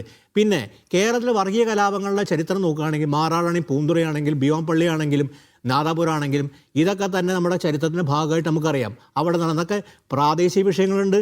ആ വർഗീയ ലാഭങ്ങളെല്ലാം പ്രാദേശിക വിഷയങ്ങളുണ്ട്. പല ലെയറിലാണ് നിൽക്കുന്നത്. പ്രോഗ്രാമല്ല, ഗുജറാത്തിൽ നടന്ന പ്രോഗ്രാമല്ല, അത് വംശഹത്യല്ല. കലാപങ്ങൾ തടയുന്നുണ്ട്. കലാപം തടയാൻ സർക്കാരുകൾ ബാധ്യസ്ഥരാണ്. പക്ഷെ അതിന് ഇപ്പോൾ ഓർമ്മിച്ചുകൊണ്ട് എന്ത് രാഷ്ട്രീയം മുന്നോട്ട് വയ്ക്കുന്നു? തീർച്ചയായിട്ടും ഞാൻ ഒന്ന് ഇടപെടുകയാണ്. ചോദ്യങ്ങൾ ബാക്കി നിൽക്കുന്നു. ശ്രീ നിജേഷ് അരവിന്ദ്, ഇപ്പോൾ ഇവിടെ ദാമോദർ പ്രസാദ് പറഞ്ഞു നിർത്തിയ ഒരു കാര്യമുണ്ട്. അതായത് UDFനെ സംബന്ധിച്ചിടത്തോളം വേണമെങ്കിൽ ആരോപിക്കാവുന്ന പല ഘടകങ്ങളും അതിൻ്റെ ഒരു കോൺസ്റ്റിറ്റ്യൂഷനിൽ തന്നെയുണ്ട്. ഞാൻ പറഞ്ഞ അതിൻ്റെ ഒരു സംഘാടനത്തിൽ തന്നെയുണ്ട്. ഉദാഹരണത്തിന് സാമുദായിക സംഘടനകളുമായി ഒരു നീക്കുപോക്കുകൾ, അല്ലെങ്കിൽ ഒരു ബാലൻസിങ്, പ്രാതിനിധ്യം ഉറപ്പിക്കൽ, ഇങ്ങനെയുള്ള കാര്യങ്ങളൊക്കെ ഉണ്ടാവാറുണ്ട്. ഇപ്പോൾ ഒരു താക്കോൽ സ്ഥാനത്ത് ഒരു സമുദായത്തിൻ്റെ പ്രതിനിധി വേണമെന്ന് ഒരു സാമുദായിക സംഘടന ആവശ്യപ്പെടുമ്പോൾ അതിന് വഴങ്ങേണ്ടി വരുന്നു. ഇങ്ങനെയുള്ള കാര്യങ്ങളൊക്കെ സംഭവിക്കുന്ന ഒരു ഗ്രൂപ്പിങ്ങും കൂടിയാണ് UDF. എന്നാൽ LDF അങ്ങനെയല്ല. LDF ഒരു പക്ഷേ പൊളിറ്റിക്കലായിട്ടുള്ള ഒരു സംഘാടനമാണ് അതിന് കൂടുതൽ. UDF ഒരു സാമുദായിക സംഘാടനം കൂടി ഉൾക്കൊള്ളുന്നതാണ്. അത് UDF തന്നെ, അല്ലെങ്കിൽ ഒരുപക്ഷെ കോൺഗ്രസ് തന്നെ അത് പറയാറുമുണ്ട്. അതിന് മടിക്കുന്ന പാർട്ടിയല്ല കോൺഗ്രസ്. അപ്പോൾ അങ്ങനെ നിൽക്കുമ്പോൾ നേരത്തെ ഇപ്പോൾ തുടക്കത്തിൽ ശ്രീ കുഞ്ഞിക്കണ്ണൻ പറഞ്ഞതുപോലെ ഇതിനെല്ലാം വഴങ്ങുന്ന ഒരു സ്വഭാവത്തിലുള്ള ഒരു സർക്കാർ വന്നു കഴിഞ്ഞാൽ കർശനമായ ഏതെങ്കിലും തരത്തിലുള്ള വർഗീയ സ്വഭാവമുള്ള സംഭവങ്ങൾ ഉണ്ടാകുമ്പോൾ കർശനമായ നടപടിയെടുക്കാൻ കഴിയാതെ വരുന്നു എന്നൊരു ബലഹീനത UDFൽ ആരോപിക്കപ്പെടില്ലേ? അല്ല, അതൊരിക്കലുമില്ല. നമ്മളിപ്പോൾ പറഞ്ഞതിൽ തന്നെ ഒന്ന് വെറുതെ കണ്ണൊടിച്ചാൽ കേരളത്തിൽ UDF വന്നപ്പോൾ എല്ലാ സമുദായങ്ങളെയും സംഘടനകളെയും പരിഗണിച്ചിട്ടുണ്ട്. അതുകൊണ്ടാണ് കേരളത്തിലെ തിരുവനന്തപുരം മുതൽ കാസർഗോഡ് വരെ ഉയർന്നു നിൽക്കുന്ന വിദ്യാഭ്യാസ സ്ഥാപനങ്ങൾ, അത് NSS ആണെങ്കിലും ശരി, SNDP ആണെങ്കിലും ശരി, ക്രിസ്ത്യൻ സഭകളാണെങ്കിലും ശരി, ഫറൂഖ് കോളേജ് പോലെയുള്ള മുസ്ലിം സംഘടനകളുടെ ആണെങ്കിലും ശരി ഉയർന്നു നിൽക്കുന്നു. UDF കൊടുത്തതാണ്. അത് കേരളത്തിലെ സാമൂഹ്യ രംഗത്ത് പട്ടന്മാർക്കും കോട്ടയത്തെ ചേട്ടന്മാർക്കും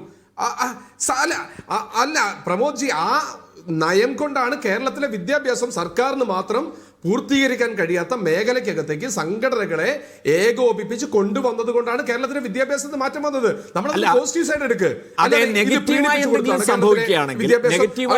സംഭവിക്കുകയാണെങ്കിൽ അതേ തോതിൽ അവർക്കെതിരെ തിരിച്ചടിക്കാനും UDF സന്നദ്ധമാവുമോ? അല്ല, അവിടെ നമ്മൾക്ക് തന്നെ അറിയാവും, അങ്ങനെ ഒരു കാര്യം വന്നു കഴിഞ്ഞാൽ ഏത് ഘട്ടത്തിലാണ് ഒരു കലാപ സമയത്ത് ഈ കോൺഗ്രസ് ഗവൺമെന്റോ അല്ലെങ്കിൽ ആഭ്യന്തര സംവിധാനമോ നോക്കി നിന്നിട്ടുള്ളത്? നോക്കി നിന്നിട്ടില്ല. നോക്കി നിൽക്കേണ്ട സാഹചര്യം ഉണ്ടായിട്ടില്ല. പിന്നെ നമ്മൾ CPM പറ്റി പഠിക്കുമ്പോൾ അല്പം കൂടി പഠിക്കണം ശ്രീ പ്രമോദ് രാമൻ. കേരളത്തിലെ CPM അജണ്ട അത് വർഗീയതയുമായി കൂട്ടിക്കലർത്തിയിട്ടാണ്. ഞാൻ നേരത്തെ പറഞ്ഞുകൊണ്ടോ നാദാപുരമാണെങ്കിലും ശരി, പിന്നീട് ഇങ്ങോട്ടുള്ള ഏത് സംഭവമാണെങ്കിലും ഇത് AK ബാലൻ മഹാനായ ആളാണ്, എനിക്കൊരു അഭിപ്രായ വ്യത്യാസമില്ല. അദ്ദേഹത്തിന്റെ അനുഭവങ്ങളെ പറ്റി എനിക്ക് അഭിപ്രായ വ്യത്യാസമില്ല. പക്ഷേ AK ബാലൻ പറഞ്ഞത് തന്നെയാണ് KT കുഞ്ഞിക്കണ്ണൻ ഈ ചർച്ചയിൽ പറഞ്ഞത് എന്നുകൂടി നമ്മൾ അംഗീകരിക്കണം. LDF കൺവീനർ TP രാമകൃഷ്ണൻ തള്ളി പറഞ്ഞു കഴിഞ്ഞാലും ശരി, അദ്ദേഹം അവസാനം പറഞ്ഞു കൊണ്ടുവന്ന് നിൽക്കുന്നത് ഈ AK ബാലൻ പറഞ്ഞ അതേ കാര്യങ്ങളാണ്. അത് UDF ആണ് ഇതിനെ പ്രൊമോട്ട് ചെയ്യുന്നത് എന്ന് പറയുന്നത്. അവിടെയാണ് നമ്മൾക്ക് ഇവരോടുള്ള സംശയം നിൽക്കുന്നത്. നിങ്ങൾക്കൊക്കെ അറിയാലോ, കഴിഞ്ഞ ലോക്സഭാ തെരഞ്ഞെടുപ്പ് കാലത്ത് ഏറ്റവും കൂടുതൽ ചർച്ച ചെയ്യപ്പെട്ട എന്താണ്, കാഫറായ ഒരു സ്ത്രീ വന്നു കഴിഞ്ഞാൽ അവർക്ക് വോട്ട് ചെയ്യരുത് എന്ന് പറഞ്ഞ് സ്ക്രീൻഷോട്ട് ഇറങ്ങി. കൃത്യമായ വർഗീയതയുടെ വിത്തല്ലേ വിതച്ചത്? അത് അറിയപ്പെട്ട DYFI-കാരല്ലേ അതിന്റെ പ്രതികൾ. കേസ് ഒരു ഇഞ്ച് മുന്നോട്ട് പോയോ? ഞാൻ നേരത്തെ പറഞ്ഞ നാദാപുരം പോലെയുള്ള പ്രദേശങ്ങൾക്കകത്ത് വർഗീയ കലാപം ആളി കത്തിക്കാൻ പറ്റിയ സാധനം അങ്ങോട്ട് ഇട്ടുകൊടുത്തു. കത്തിയില്ല, ഭാഗ്യത്തിന് കത്തിയില്ല. അതേ വടകരയിലാണ് TP ചന്ദ്രശേഖരന്റെ കമ്മ്യൂണിസ്റ്റുകാരനെ കൊന്ന വളരെ കൃത്യമായ പ്ലാനിങ്ങോട് കൂടിയ CPM മുതിർന്ന നേതാക്കന്മാർ ഉൾപ്പെട്ട ഗൂഢാലോചനയെ കൊണ്ട് കൊല ചെയ്യപ്പെട്ട TP ചന്ദ്രശേഖരനെ കൊല്ലാൻ വന്ന വണ്ടിയുടെ പിറകിൽ മാഷാ അള്ളാ എന്ന സ്റ്റിക്കർ ഒട്ടിച്ചത് ആരെങ്കിലും അറിയാതെ ഒട്ടിച്ചു പോയതാണോ? നമ്മൾ പരിശോധിക്കണം. CPM ഫസൽ വധക്കേസിൽ ആ കൊന്ന സാധനം എടുത്തിട്ട് തൊണ്ടി എടുത്തിട്ട് BJP-യുടെ ആഫീസകത്ത് കൊണ്ടിട്ട് അതും കൊച്ചു കേരളത്തിലാണ് നടന്നത്. ഇനി ഇപ്പുറത്തേക്ക് പോയി കഴിഞ്ഞാൽ നേരത്തെ ശ്രീ ദാമോദർ പ്രസാദ് പറഞ്ഞതുപോലെ കേരളത്തിലെ ഒരു MLA, തിരുവമ്പാടി MLA ജോർജൻ തോമസ് ആണ് ഒരു DYFI-കാരൻ ഒരു ഇന്റർകാസ്റ്റ് മാരേജ് ചെയ്ത സമയത്ത് ലവ് ജിഹാദ് ഇതൊക്കെ നമുക്ക് അറിയാവുന്ന കാര്യങ്ങളാണ്. ഞാൻ ഒരു കാര്യം ചോദിക്കട്ടെ നിജേഷ്, നിലപാടാണ് അല്ല വർഗീയ നിലപാട് എന്ന് CPM-നെ കുറിച്ച് ആലോചിക്കുമ്പോൾ പലതവണ ആലോചിക്കണം നിജേഷ്, പല തവണ ആലോചിക്കണം. കാരണം കേരളത്തിൽ RSS-മായി ഏറ്റുമുട്ടിക്കൊണ്ട് ധാരാളം രക്തസാക്ഷികളെ സൃഷ്ടിക്കപ്പെട്ട ഒരു സംഘടനയാണ്, ഒരു പ്രസ്ഥാനമാണ് CPM എന്നുള്ള കാര്യം നമുക്ക് നിഷേധിക്കാൻ കഴിയില്ല. പല സ്ഥലങ്ങളിലും ഇപ്പോൾ തലശ്ശേരി കലാപത്തിന്റെ കാലത്ത് പോലും ആ പ്രൊട്ടക്ഷൻ എന്ന് പറയുന്ന ഒരു നിലപാട് എടുത്തുകൊണ്ട് മുന്നോട്ട് വന്ന പ്രസ്ഥാനമാണ്, നമുക്ക് നിഷേധിക്കാൻ കഴിയില്ല. അതേസമയം തന്നെ ഇപ്പോൾ സമീപകാലത്തെ ഒരുപാട് അനുഭവങ്ങളിലൂടെ നമുക്ക് പോയി കഴിഞ്ഞാലും മുഖ്യമന്ത്രി ആവുന്നതിന് മുമ്പ് പിണറായി വിജയൻ വളരെ കർശനമായി തന്നെ മുഖ്യമന്ത്രി ആയതിനു ശേഷമുള്ള നിലപാടിനെ കുറിച്ച് എനിക്കും മറ്റൊരു അഭിപ്രായമാണുള്ളത്. പക്ഷേ അതിനു മുമ്പ് വളരെ കർശനമായി തന്നെ ചില നിലപാടുകൾ എടുത്തിട്ടുണ്ട്. അതൊരു കാലത്ത് വളരെ നിർണായകവുമായിരുന്നു, ആവണമായിരുന്നു എന്നുള്ളത് സംശയമില്ല. അപ്പോൾ അങ്ങനെ അടച്ചാക്ഷേപിക്കുക, വർഗീയതയുടെ പാതയിലാണ് CPM എന്ന് അടച്ചാക്ഷേപിക്കുന്നത് മറ്റൊരു എക്സ്ട്രീമിസം അല്ലേ നിജേഷ്? അല്ല, നമ്മൾ അവിടെ ചിന്തിക്കുക. ഞാൻ ഇടതുപക്ഷത്തെ പറ്റി അങ്ങനെ പറയാൻ ആഗ്രഹിക്കുന്നില്ല. പക്ഷെ എൻ്റെ മുന്നിലുള്ള തെളിവുകൾ, എൻ്റെ മുന്നിലുള്ള യാഥാർത്ഥ്യങ്ങൾ അത് അങ്ങനെയല്ല വരുന്നത്. ഒരു കാലഘട്ടത്തിൽ കണ്ണൂർ ജില്ലയ്ക്കകത്ത് RSS-ഉം CPM തമ്മിൽ സംഘടന ഉണ്ടായിരുന്ന ഒരു യാഥാർത്ഥ്യമാണ്.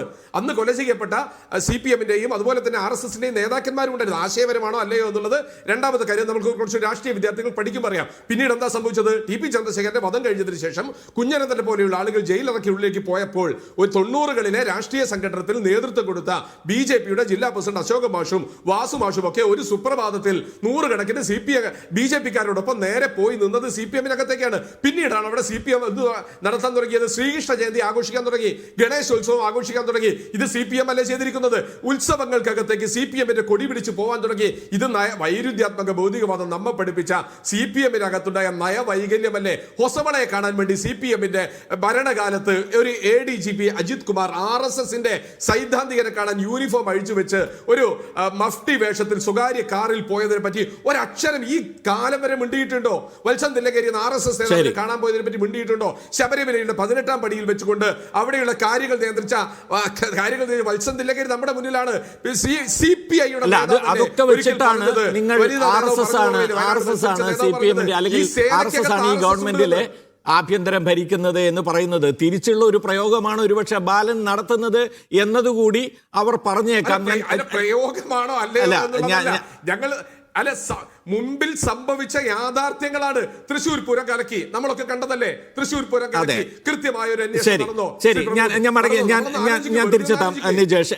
ഇക്കാര്യങ്ങളിലൊക്കെ ശ്രീ കുഞ്ഞിക്കണ്ണന്റെ അഭിപ്രായം വേണം. പക്ഷെ എനിക്ക് ചോദിക്കാനുള്ളത് ശ്രീ KT കുഞ്ഞിക്കണ്ണൻ, ഇപ്പൊ മുസ്ലിം ലീഗ് ഒരു ഘടകകക്ഷി എന്ന നിലയിൽ UDF-ന്റെ ഘടക കക്ഷി എന്ന നിലയിൽ മുസ്ലിം ലീഗിനോട് നിങ്ങൾക്ക് എതിർപ്പുണ്ട്, നിങ്ങൾക്കത് പ്രകടിപ്പിക്കാം. അവരുടെ പൊളിറ്റിക്സിനെയും ഇനി അഥവാ സാമുദായിക പ്രീണനം നടത്തും. ഇപ്പോൾ കെ എം ഷാജിയെ കുറിച്ച് പറയുന്നുണ്ടല്ലോ, കെ എം ഷാജി പിന്നെ മുസ്ലിങ്ങൾക്ക് വേണ്ടിയാണ് ഭരണം വരാൻ പോകുന്നത് എന്ന് പ്രസംഗിച്ചു എന്ന്.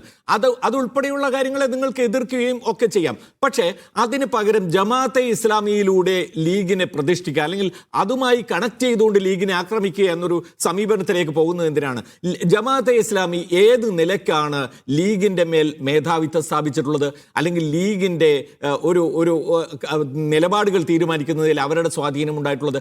ജമാഅത്തെ ഇസ്ലാമി ഇന്നാട്ടിലെ രാഷ്ട്രീയത്തെ എങ്ങനെയാണ് നോക്കിക്കാണുന്നതെന്നും എന്താണ് അവരുടെ എടുക്കുന്ന സമീപനമെന്നും നമുക്ക് എല്ലാവർക്കും ബോധ്യമുള്ളതാണ്. ഇന്ന് പോലും അതിന്റെ അമീർ പറഞ്ഞിരിക്കുന്ന ഒരു കാര്യമെന്ന് പറയുന്നത്, ഏത് മണ്ഡലത്തിലാണോ BJP ജയിക്കാൻ സാധ്യതയുള്ളത് ആ മണ്ഡലത്തിൽ ഞങ്ങൾ അവിടെ അതിനെതിരെ ജയിക്കാൻ സാധ്യതയുള്ള മതേതര മുന്നണിയുടെ സ്ഥാനാർത്ഥിക്ക്, അത് CPM ആയാലും കോൺഗ്രസ് ആയാലും ലീഗ് ആയാലും മറ്റേതെങ്കിലും ജനാധിപത്യ പാർട്ടി ആയാലും അങ്ങനെയാണ് പിന്തുണയ്ക്കുന്നതെന്നാണ് പറഞ്ഞിരിക്കുന്നത്. അപ്പോൾ ആ നിലപാടെടുക്കുന്ന ജമാഅത്തെ ഇസ്ലാമി എന്തിനാണ് ലീഗുമായി ബന്ധപ്പെടുത്തി UDFുമായി ബന്ധപ്പെടുത്തി അങ്ങനെ ഒരു ജമാഅത്തെ ഇസ്ലാമി ബാഷിംഗ് നിങ്ങൾ നടത്തുന്നത്? അതിൻ്റെ ലക്ഷ്യം എന്താണ്? അതിൻ്റെ കാരണം എന്താണ്? ഞാൻ നേരിട്ട് അതിലേക്ക് തന്നെ പോകാം. ജമാഅത്ത് ഇസ്ലാമിയുടെ പ്രത്യയശാസ്ത്രപരമായ ലക്ഷ്യങ്ങളോട് ജനാധിപത്യ വ്യവസ്ഥയ്ക്ക് വേണ്ടി നിലകൊള്ളുന്ന ഒരാൾക്കും സറണ്ടർ ചെയ്യാൻ പറ്റില്ല. ചരിത്രം പഠിച്ച നമുക്കെല്ലാവർക്കും അറിയാം, RSS ഇന്നത്തെ രീതിയിൽ ഇന്ത്യയിൽ ഒരു ഫാസിസ്റ്റ് അധികാര വ്യവസ്ഥയിലേക്കുള്ള രഥയാത്ര ആരംഭിക്കുന്നത് 1977 ജനതാ ഗവൺമെൻറ് അധികാരത്തിൽ വരികയും ആ ഗവൺമെൻറ് അട്ടിമറിക്കാൻ വേണ്ടി രാജ്യത്തെമ്പാടും വിഘടനവാദ സംഘങ്ങൾ ഉയർന്നു വന്നു. ഞാൻ നേരത്തെ പറഞ്ഞ ഖാലിസ്ഥാൻ, അതുപോലെ അസമിയ വിഘടന ഗ്രൂപ്പുകൾ, ഇതെല്ലാം ഉയർന്നു വന്നു. അപ്പോൾ വിഘടനവാദത്തെ മുഖ്യ ഭീഷണിയായിക്കൊണ്ട് ഒരു അഖണ്ഡതാവാദം മുന്നോട്ട് വന്നു. ആ അഖണ്ഡതാവാദ പ്രത്യയശാസ്ത്രത്തിൻ്റെ ബലം പിടിച്ചുകൊണ്ടാണ് കോൺഗ്രസ് ഹിന്ദുത്വവാദികളുമായിട്ട് സഖ്യം ചെയ്ത് ജനതാ ഗവൺമെൻറ്റിനെ അന്ന് അട്ടിമറിച്ച് പിന്നീട് അധികാരം കൈയാളുന്നതിലേക്ക് എത്തിയത്. അതിൻ്റെ പ്രതിഫലം എന്ന നിലക്കാണ് ചരിത്രപ്രസിദ്ധമായ ബാബറി മസ്ജിദ് തകർക്കാനുള്ള എല്ലാ സൗകര്യങ്ങളും ചെയ്തു കൊടുത്തത്.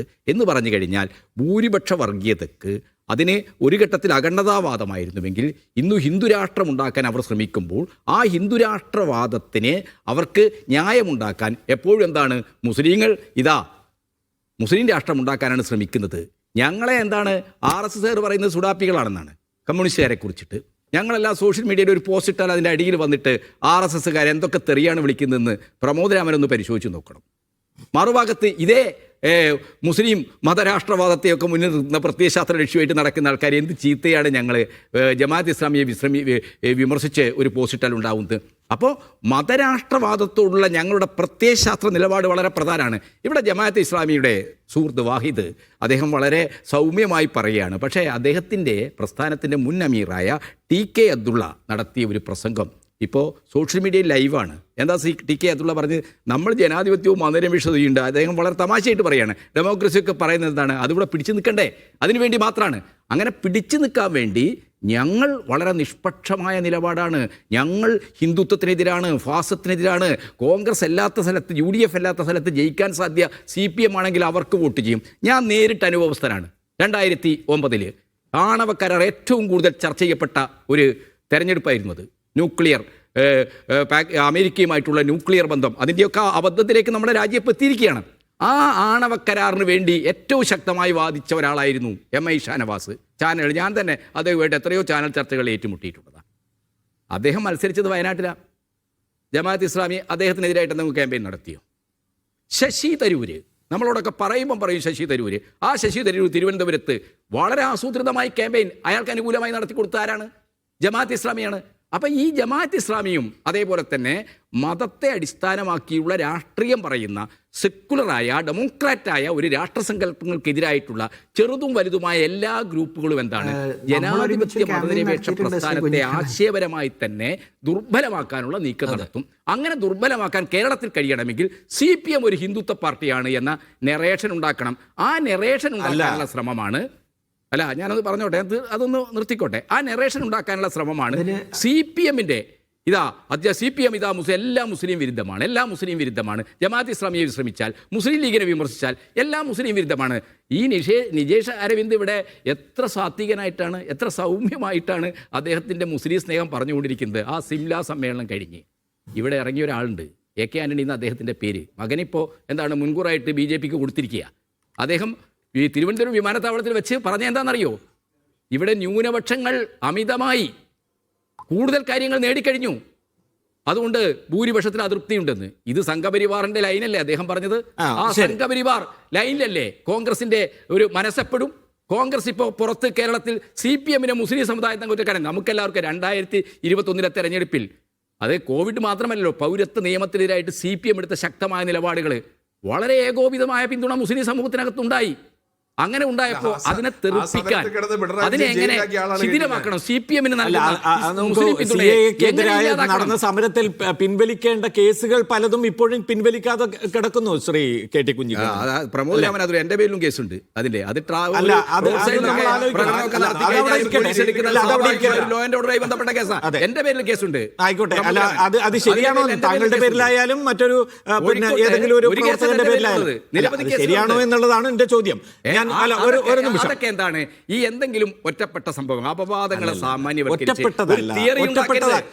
താങ്കൾ പറയുന്ന ഒറ്റപ്പെട്ട പോലുള്ള ആളുകളെ ഇത്തരം ഒറ്റപ്പെട്ട സംഭവങ്ങൾ, അപവാദങ്ങളെ സാമാന്യവൽക്കരിച്ച് ഉണ്ടാക്കരുത്. നിങ്ങൾക്ക് പറയാൻ പറ്റുമോ CPM ഒരു ഹിന്ദുത്വ പാർട്ടിയാണെന്ന്? അല്ല, CPM ഹിന്ദുത്വ പാർട്ടിയാണ് എന്ന് ജമാഅത്തെ ഇസ്ലാമിക്ക് എല്ലാ കാലത്തും സ്വീകരിച്ചുള്ള ഒരു പാർട്ടിയാണ് CPM. നിങ്ങൾക്ക് CPM അങ്ങനെ ഒരു ഹിന്ദുത്വ പാർട്ടി വസ്തുതാപരമായി നോക്കൂ.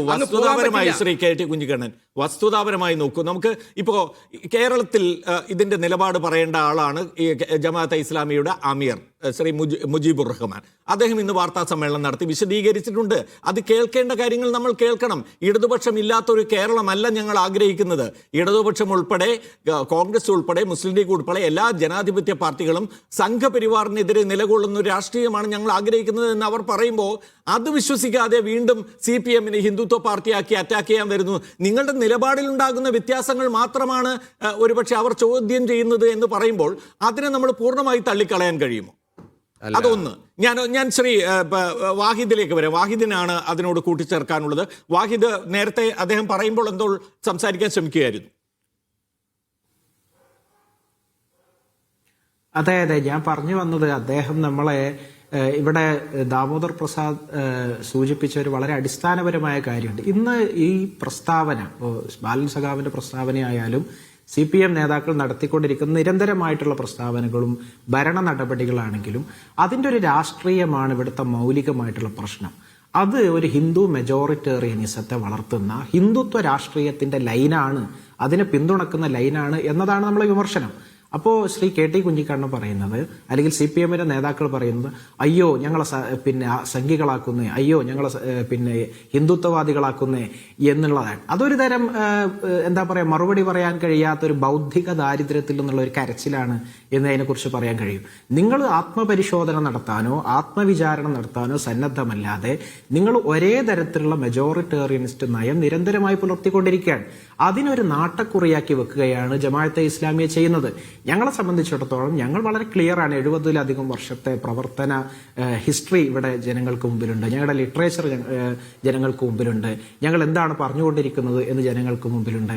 അതെല്ലാം വ്യക്തമായിരിക്കെ വീണ്ടും വീണ്ടും ഇതേ കാര്യം ജമാഅത്തെ ഇസ്ലാമിയെ നാട്ടുകുറിയാക്കി പറഞ്ഞുകൊണ്ടിരിക്കുകയാണ്. ഇവിടെ നിങ്ങൾ ശ്രദ്ധിച്ചോ എന്നറിയില്ല, ഇവിടെ ശ്രീ KT കുഞ്ഞിക്കണ്ണൻ ഒരിക്കൽ പോലും ഫാഷിസം എന്നൊരു വാക്ക് ഉപയോഗിക്കുന്നില്ല.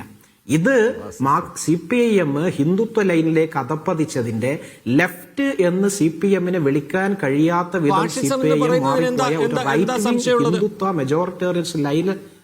എന്ത് സംശയമാണ് ശ്രീ? അല്ല, അതാണ് ഞാൻ പറഞ്ഞു വരുന്നത്. അദ്ദേഹത്തിനകത്തെ ഇന്ത്യൻ ഫാസത്തിന്റെ ഞാൻ വിശദീകരിക്കാം. ആദ്യമായി രേഖാപരമായി അവതരിപ്പിച്ച പാർട്ടിയുടെ പേര് CPM എന്ന. നിങ്ങൾ ഇപ്പോ നിങ്ങളുടെ പാർട്ടിയുടെ രൂപീകരണമല്ലോ നടന്നപ്പോ ആ രൂപീകരണ സമ്മേളനത്തിൽ നിങ്ങൾ CPM-ന്റെ പ്രതിനിധിയെ പങ്കെടുപ്പിച്ചോ? നിങ്ങൾ കോൺഗ്രസിന്റെ പ്രതിനിധിയെ പങ്കെടുപ്പിച്ചോ? നിങ്ങൾ പങ്കെടുപ്പിച്ചത് ജയിനെയാണ്, BJP-യുടെ പ്രതിനിധിയാണ് നിങ്ങൾ പങ്കെടുപ്പിച്ചത്. അതെന്തിനു വേണ്ടിയാ? ശ്രീ വാഹിദ്, ഞാൻ പറഞ്ഞു വരുന്നത്, ഫാഷിസം എന്ന് നിങ്ങൾ വിളിച്ചു കഴിഞ്ഞാൽ RSSന്റെ എത്നോ നാഷണലിസത്തെ നിങ്ങൾക്ക് ഒന്നാമതായി അഡ്രസ് ചെയ്യേണ്ടി വരും. അത് നിങ്ങൾക്ക് ജമാഅത്തെ ഇസ്ലാമിലോ ഒരു മുസ്ലിം സംഘടനയിലും കാണാൻ കഴിയില്ല. നിങ്ങൾക്ക് ഒരു ഏറ്റവും ലോകത്ത് തന്നെ ഏറ്റവും വലിയ മിലിറ്റന്റ് ഓർഗനൈസേഷനായ വംശീയ പ്രസ്ഥാനമായ RSSനെ സമീകരിക്കാൻ മുസ്ലിം ന്യൂനപക്ഷത്തിൽ നിന്നും ഒരു പ്രസ്ഥാനത്തെ കിട്ടില്ല. അതുകൊണ്ടാണ് നിങ്ങൾ ഫാഷിസം എന്ന് പറയാത്തത്. എത്നോ നാഷണലിസത്തെ അഡ്രസ് ചെയ്യേണ്ടി വരും. 2, നിങ്ങൾക്ക് വലതുപക്ഷ കോർപ്പറേറ്റുകളുമായുള്ള ചങ്ങാത്തത്തെ അഡ്രസ് ചെയ്യേണ്ടി വരും. അതിന് നിങ്ങൾക്ക് മുസ്ലിം ന്യൂനപക്ഷത്തിൽ നിന്ന് ഒരു പ്രസ്ഥാനത്തെ, ജമാഅത്തെ ഇസ്ലാമി എന്ന് മാത്രമല്ല ഒരു പ്രസ്ഥാനത്തെയും കിട്ടില്ല. 3, അപര സമൂഹ വിദ്വേഷം, അതായത് ക്സെനോഫോബിക് ആയിട്ടുള്ള നിലപാടുകൾ, അത് നിങ്ങൾക്ക് ഫാഷിസം എന്ന് വിളിച്ചു കഴിഞ്ഞാൽ അഡ്രസ് ചെയ്യേണ്ടി വരും. അത് RSSനെ പോലെ ഒരു മുസ്ലിം സംഘടന നിങ്ങൾക്ക് കിട്ടില്ല. അപ്പൊ ഇതൊന്നും കിട്ടാത്തത് കൊണ്ടാണ് വളരെ ഫാൾസ് അനലോഗി മതരാഷ്ട്രവാദം, വളരെ ചരിത്ര വിരുദ്ധമായ സമീകരണം വ്യക്തമാണ്. RSSനെയും ജമാഅത്തെ ഇസ്ലാമിയെയും സമീകരിക്കുമ്പോൾ ഉണ്ടാകാവുന്ന വൈരുദ്ധ്യങ്ങൾ എന്ന നിലയ്ക്ക് അതിനെ പറയാം. ശ്രീ ദാമോദർ പ്രസാദ്, അതിലാണ് എനിക്ക് അവസാനിപ്പിക്കേണ്ടത്. ഈ ചർച്ചയും ഈ ഡയലോഗ് ഇത് അവസാനിക്കാനേ പോകുന്നില്ല എന്നാണോ, അതോ ഇതൊരു തിരഞ്ഞെടുപ്പ് കാലത്തെ ഒരു സംവാദമാണോ, അല്ലെ വിവാദമാണോ, ഒരു ഏറ്റുമുട്ടലാണോ?